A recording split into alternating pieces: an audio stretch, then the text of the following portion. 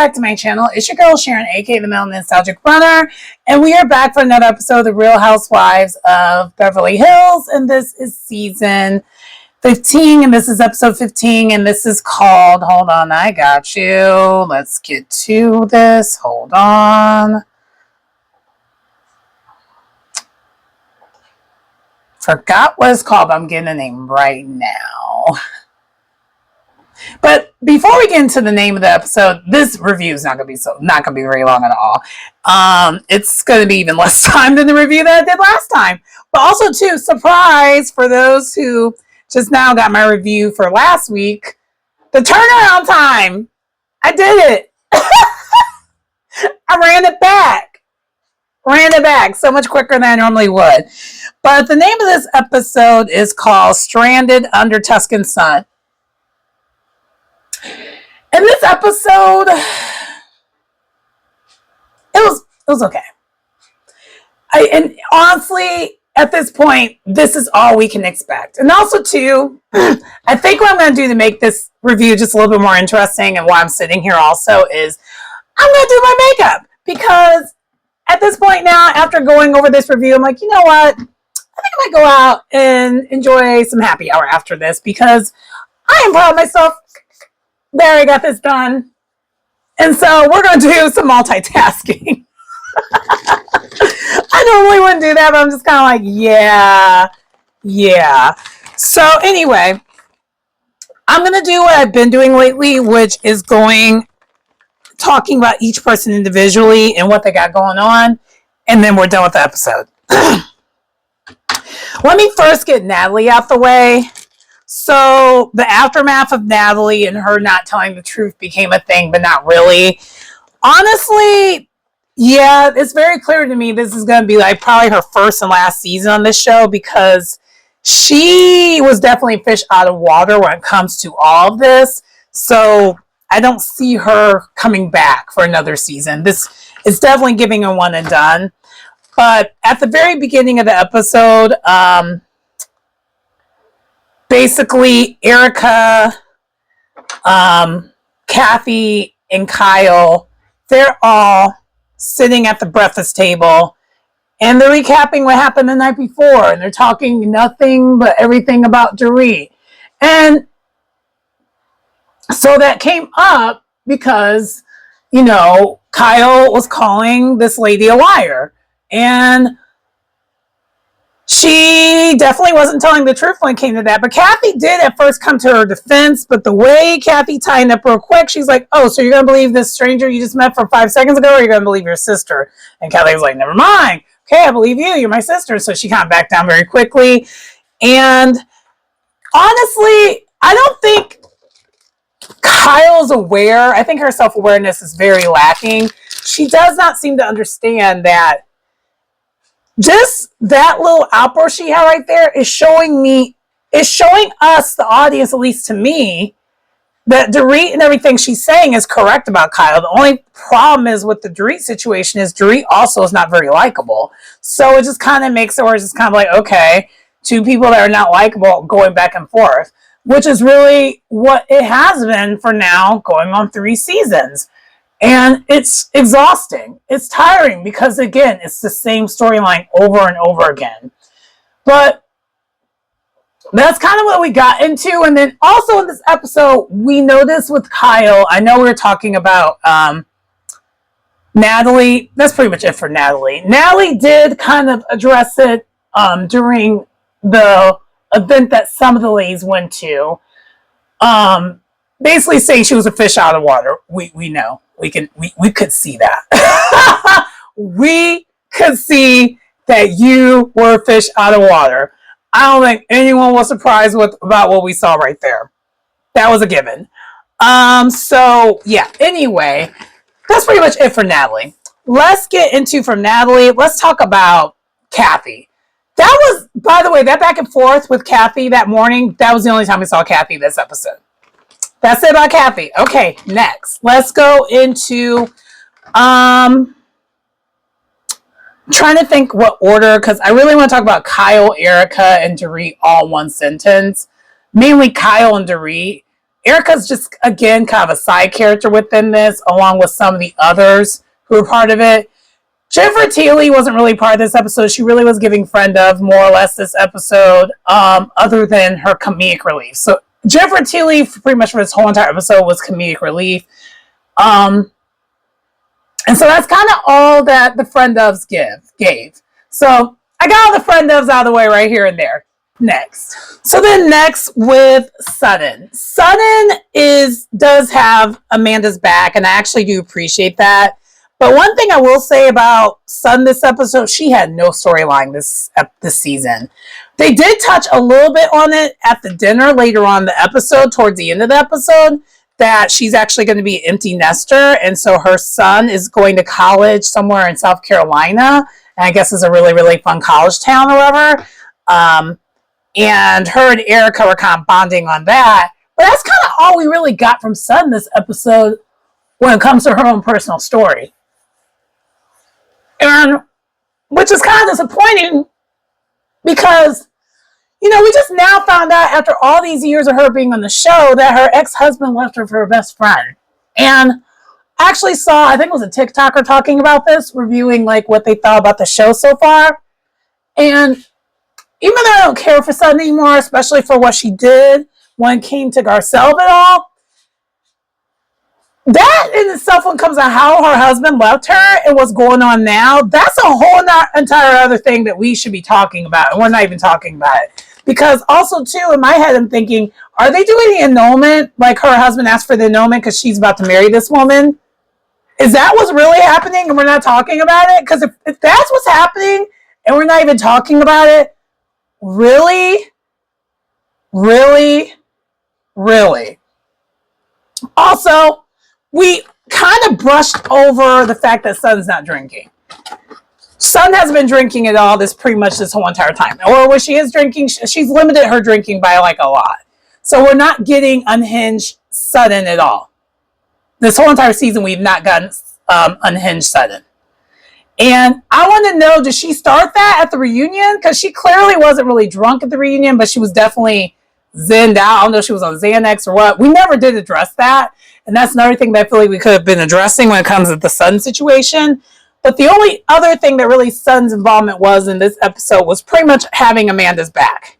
And she did tell Amanda right up front about the car ride and what was said as far as like Bose, Erica, Googling her and all that. She gave it to her and let her know, like, yeah, these girls are talking about you. Specifically Bose, she has a problem with you. And I love that Sutton, Kyle's been trying to call it out too, but Sutton has been calling it out as well. No one is holding Bose accountable for anything right now. And I don't like that. Because to me at this point, it's not giving the same way as it was with Garcelle. With Garcelle, it kind of turned to something else because you had some cast members that were on this show that gave that. But in this case, there's no reason for the girls to not confront Bose on some of her BS because she is straight up on some BS, especially when it comes to her one-sided beef with Amanda. Because it definitely is giving a one-sided beef. And at first, yeah, I will say this, and I still will continue to say this, Amanda's annoying. And some of the things that she talks about when it comes to her courses and everything, I feel this way about all courses that are kind of like this, but that's just me. That's not really, has nothing to do with businesses or anything like that. All those masterclass courses and stuff like that, I always side-eye them a little bit because there's a thin line between them working and them being a scam.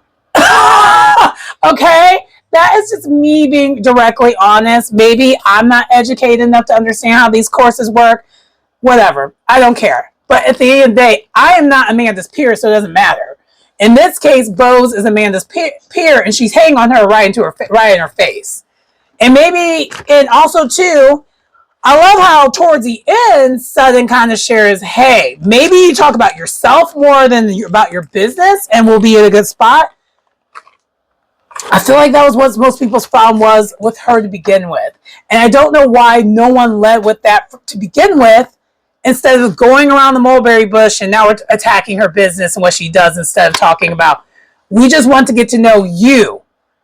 And if she would, I feel like if sudden or any of the other women would have been straightforward and said that that's really what it was, I feel like we wouldn't have even gotten to this point.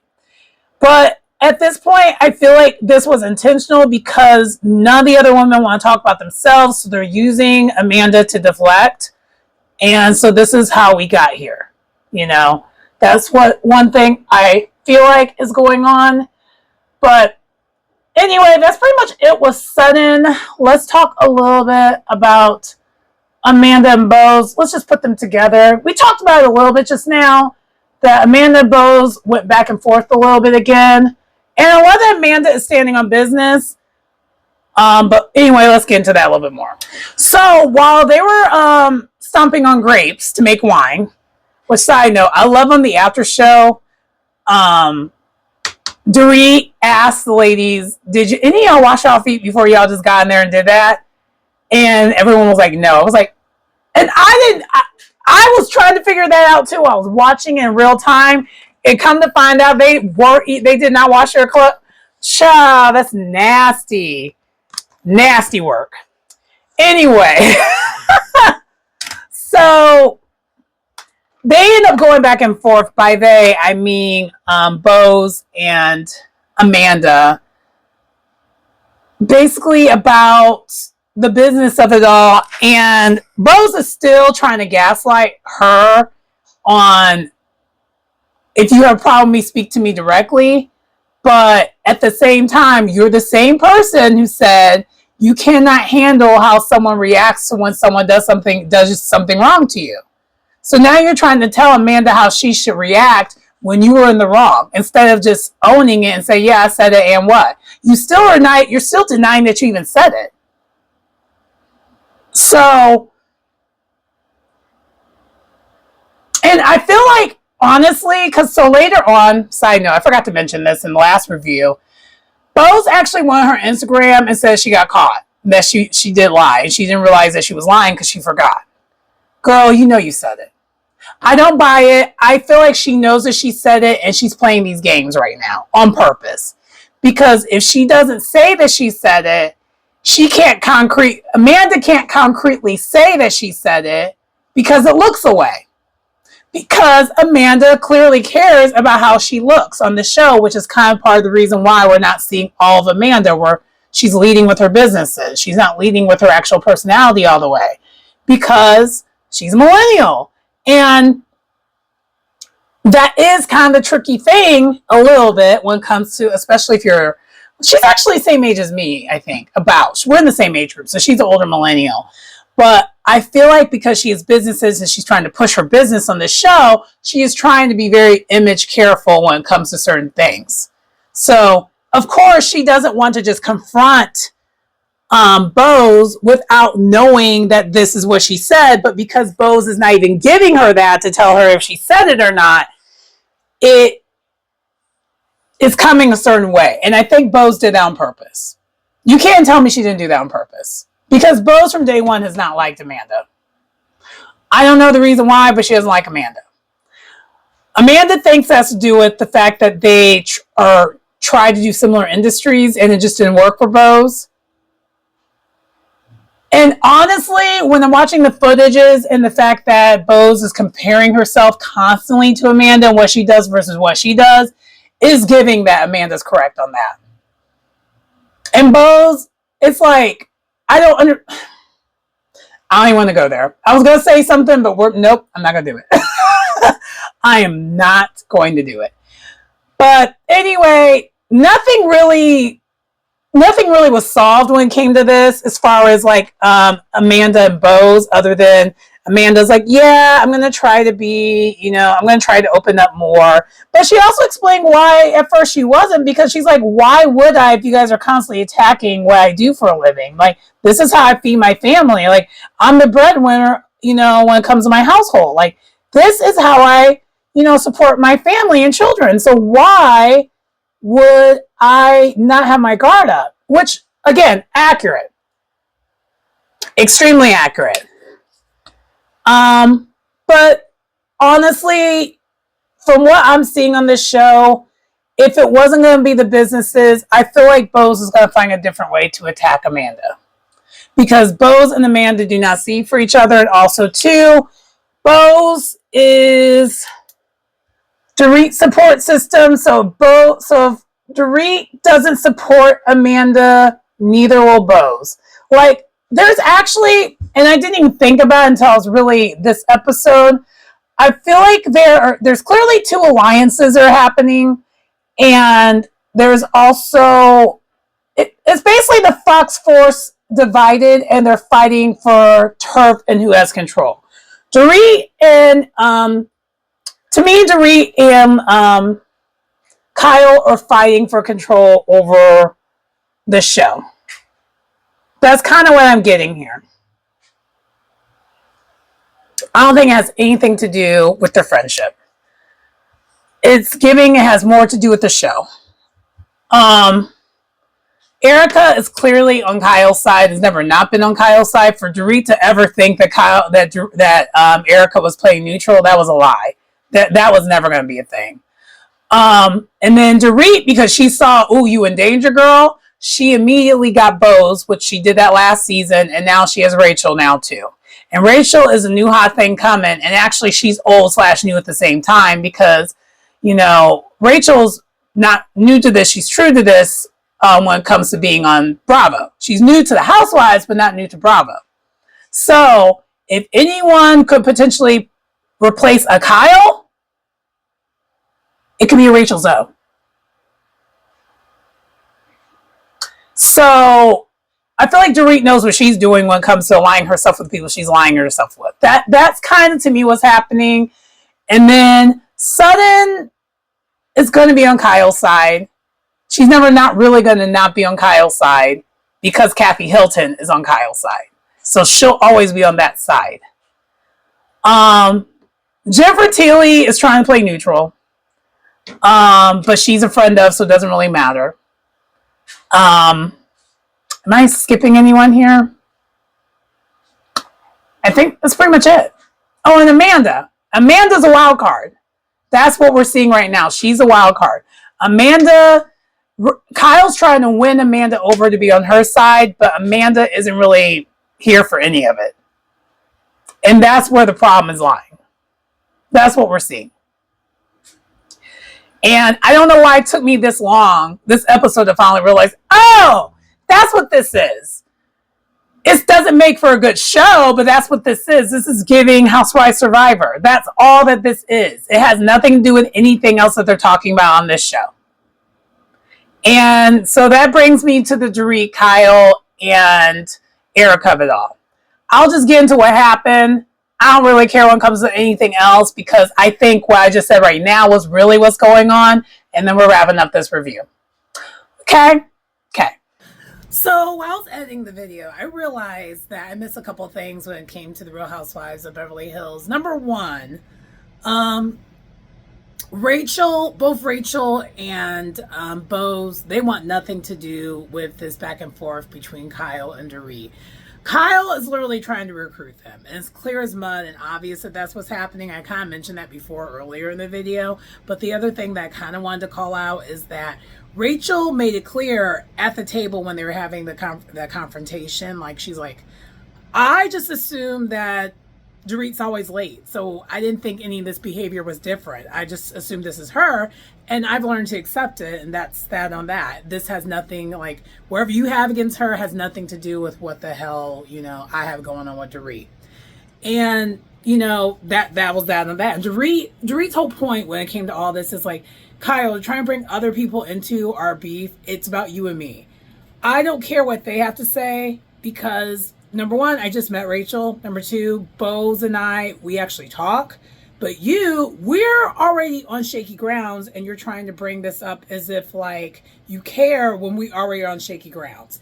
And so I do understand Dorit's point, but again, like I mentioned before, part of the issue is Dorit is not likable. I'm sorry, my eyes watering. I just literally just woke up and just realized I forgot a couple of things.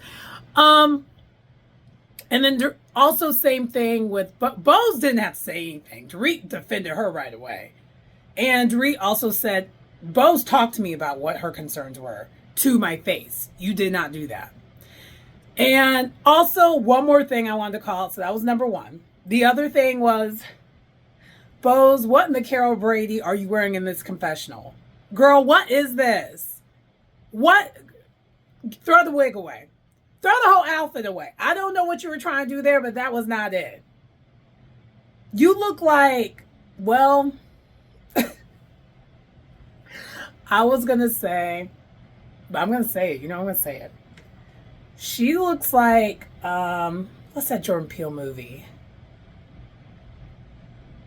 The Jordan Peele movie, the one that he kind of, made his rounds on. It was before. She looks like she's in Shaken Place. In the Shaken Place. I think that's what you say that. How you say that? It's been a minute since I've seen that movie, but y'all already know what I'm talking about. But I'm laughing because I'm just like, well, that might track. The fact that she is Dorit's guard dog, that is tracking for me. But neither here nor there. I just want to add those two things in. I done. Bye-bye. Okay. So then the other thing that I want to talk about here is the Dorit, Erica, and Kyle thing. So they end up meeting up and going to some type of I'm trying to think, what did they do? Oh, they went to some town to eat some gelatos, get some gelato. But really it was about Erica and Kyle confronting Dorit and wanting to have a conversation on how Dorit's been acting. Dorit thinking that they're coming in peace, but also ready just in case they're not coming for peace. That was the energy that she was on this whole entire time. I don't like any of this stuff. Okay, so I know for those who are trying to figure out, I have a ton of makeup, like a ton of lip stuff. I'm trying to figure out what I'm going to wear for a lipstick. Or if I'm going to do lip gloss instead, or if I'm going to do a liner. I don't even know. I'm trying to figure it all out. So if you're wondering what I was doing, that's literally what I was doing just now. Anyway, so they're thinking, at least what I mean by they, I'm saying that Kyle and Erica are like, okay, maybe if we talk to her outside the group, have a one-on-one, maybe she'll actually hear us out, and we could really get somewhere and have a discussion on where we're at with everything. Wrong. The answer is wrong. That's not how this is going to go. I love that they're hopeful, but that is not what ended up happening at all. And so, yeah, that was too bad. Too bad, too sad. But they do end up, so Erica's like, with love, I appreciate you. I love you. I know you're going through some things, but at the same time, we need to really get to the bottom of what's going on with you. We just want to make sure you're okay. And Erica, and I think with Dorit, and one thing that I will agree with Dorit a little bit on this, it came up across like a gang up a little bit because it was kind of coming across like an intervention. Like Dorit needs intervention, which she kind of does because this tardiness thing is crazy. It's wild to me. But that's how it came across. So I see why she was like annoyed right away and on guard. But Erica, at first, when she was saying, she's the one who kind of started the conversation. But at first, she was quiet. And so she let them two go back and forth. Where the problem started to arise and it got really escalated is when Erica started chiming in and adding her 2 cents and agreeing with Kyle. Because Dorit don't want to hear none of that. It's very clear Dorit is like, if you agree with Kyle, you stay over there. I don't want to talk to you. I ain't trying to deal with you. I'm a face. That to me is very crystal clear that that's the kind of time Dorit is on. She ain't trying to talk to nobody who agree with Kyle. And so right then and there, we're already disconnect. And so, hold up. You know me, I gotta do a thing.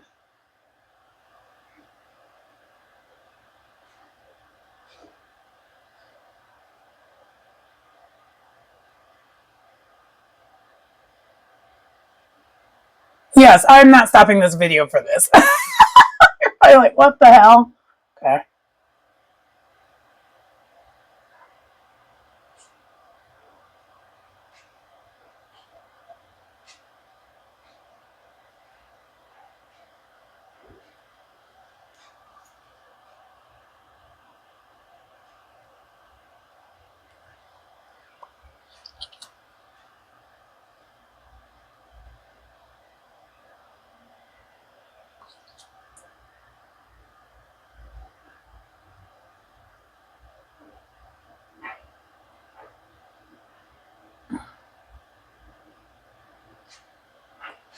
No, I'm not pausing this. You're like, girl, this is a Real Housewives review. Why are you doing both at the same time? Because your girl is multitasking. And also trying not to get lipstick on my teeth all at the same time. Okay, I got it. Okay, I got it. Sorry. Okay. Perfect! Got it. Okay. All right. Back to what I was saying. So, I'm going to have to put more lipstick on, but we'll deal with it when we get to it. So then, what was I getting at? Oh, so then, basically, the problem lied right when Erica started chiming in. And then Erica got, like, animated and kind of extra on it because Dorit is not listening, number one. She's just doing her thing as she does because she's, long-winded and she's talking. And number two, the other thing that was happening that we're not really talking about this moment is that not only was she doing all that, Erica's getting fed up with Dorit too. It's not just a Kyle thing. Erica has been holding her tongue and getting fed up with Dorit as well. And also too, but she's also trying to be understanding because, Erica from her standpoint is like, I've been there before. Divorce can bring out the worst in you. It brought out the worst in me. It is interesting how Erica's trying to use this to spin how she behaved quite a few seasons ago. I do find that a little interesting. But yeah, so she got animated. She's like, no, I'm not going to be quiet. I'm not going to ever be quiet because she kind of was like, because at this point, Dorit wants to address Kyle and Kyle only first, and she thought that Erica was going to be the mediator. That's what I'm getting from it, but she found out that's not what was going to happen. They're both going to talk to her as a friend, which is not what Dorit wants. And so she's just like, okay, whatever. If this is what we're doing, okay, let's go. I'm out. And they're all like, we're not going anywhere. She's like, I am. Bye. And why did she leave them? She took their Sprinter van for the show and left them there. And she's the only one that can speak Italian. So she basically was like, she said, I forgot what they said, when he say, I know Spanish. Spanish, you would say vamonos. She was like, yeah. She said something else and they were gone. And they had to wait 20 minutes later for someone else to come get them. I was like, and the thing is, Dorit was late to do all this, right? Per usual. So not only was she the last one to get there, like get ready to get there, she's the first one out yet again. The way I would have been pissed, but at the same time, I ain't gonna hold you. Seeing Kyle stranded, I was like, girl, you did that like a G. I don't know what that was, but I was like, oh my gosh, I cannot believe that. But anyway, that does conclude the episode. I'm gonna finish doing my makeup, so y'all don't gotta watch me do all this because I gotta clean this up. This isn't quite what it needs to give. I need my makeup mirror. But anyway, that does conclude this review. Please like, comment, subscribe to the channel if you get anything out of the content. It's your girl Sharon, aka the Melanated Nostalgic Runner. Oh, I forgot to mention, they did, towards the end of the episode, Kyle and Dorit, they were going back and forth again at the dinner, and it ended as to be continued. Respectfully, it didn't need to end as to be continued because, as you can tell, I'm sick of talking about Dorit and Kyle. But anyway, that does conclude the episode and this review. Please like, comment, subscribe to the channel if you get anything out of the content. Next time, the lighting will be the normal lighting, but I was like, I'm about to go out. But I also want to get this review over with because I actually did watch the show like on time for once. So let's get this over with so I can go about my weekend. But anyway, have a nice day. We'll talk to you later. And I will see you next time. Bye.